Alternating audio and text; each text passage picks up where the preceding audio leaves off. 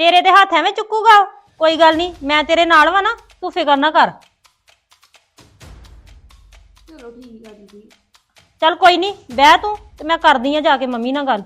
ਤੇ ਤੂੰ ਨਾ ਹੁਣ ਉੱਥੇ ਆਈ, ਉਹਨੇ ਫੇਰ ਵੇਖ ਕੇ ਤੇ ਫੇਰ ਬੋਲੀ ਜਾਣਾ। ਪੁੱਛਦੀ ਆ ਮੈਂ ਜਾ ਕੇ। ਨਹੀਂ ਕਪਾਤੇ ਹੋ ਕੇ ਹੀ ਰਹਿਣਾ ਵਾ ਰੁਪਿੰਦਰ।